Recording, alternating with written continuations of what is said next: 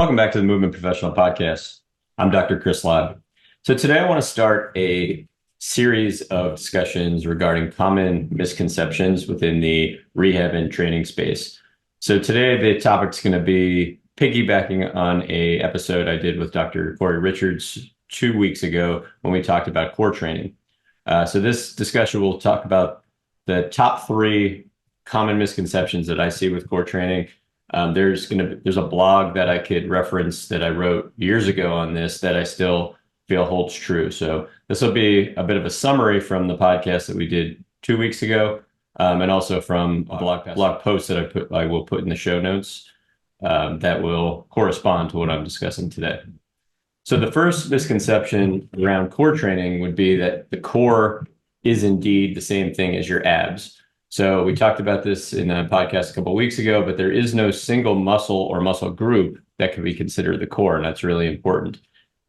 In research, they've found up to 29 different muscles that can be involved in specifically stabilizing the lumbar spine during just isometric exertion. So when trying to brace the core and things like that, it's up to 29 different muscles that they found that are involved. So again, not one muscle or group, but that's just talking about stabilizing the lumbar spine during isometric exertions. I think a broader discussion or definition about the core would be it's more of a theoretical functional unit that is task specific. So it's not just about stabilizing the lumbar spine. It's about really keeping a shape, keeping a functional unit. You could think of the cylinder of the middle of the trunk. But again, it's going to change. The definition will change depending on the task. So that's the number one misconception. Number 2 would be that there are core specific exercises. And initially, this sounds a little bit like blasphemy, especially coming from a physical therapist, because so many exercises look like they are targeting the core, they're core specific.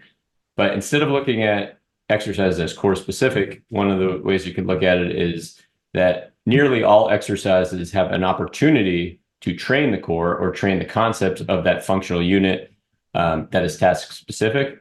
But any core specific exercise is oftentimes just a breakdown or a regression of a broader movement that is more meaningful in one's life.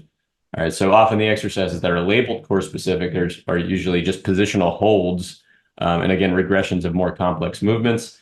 And it's not that they're not skillful, but we have to look at them as that they are really just a piece or a deconstruction of the overall more important movement that somebody wants to be able to do in their life.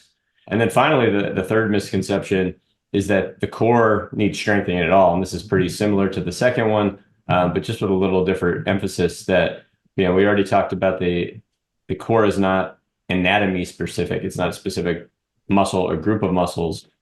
So again, it's helpful to look at core stability as a concept that needs to be taught as opposed to an area of the body that needs to be strengthened or even trained. And this concept that needs to be taught incorporates something like breathing, being able to understand how to coordinate the diaphragm and how to use the breath to change pressure in the body. And that will then help keep this functional unit, the shape of our center, but also help direct forces from the center out as we're doing whatever movement we're intending to do.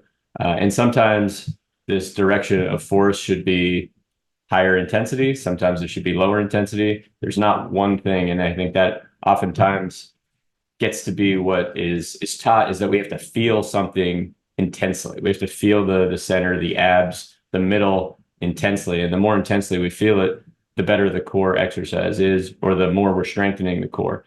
And if that is the concept, then a lot of times we're actually not being useful in trying to help people function better. We have to teach the concept of training the center in the broader concept of any movement as sort of a continuum that we can turn the volume up, we can turn the volume down. So this teaching often starts with the breath. Then we take the breath and we're able to amplify muscle tension if we want to. We're also able to amplify relaxation if we need to be able to do things longer. So again, that summarizes to me the major 3 misconceptions of the core. And that's why I often hear movement professionals sort of poo-poo this term of late, because it's almost meaningless because it's misused so often.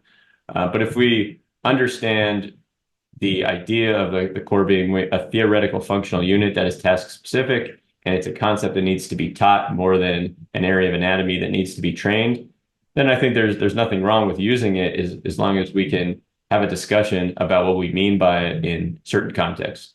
So hopefully that was helpful. I'm going to do a couple more of these short podcasts to try to throw in some misconceptions to summarize some things that I've seen over the years that can definitely be clarified, and I think will help the audience start to get more out of their training. I'll see you next time.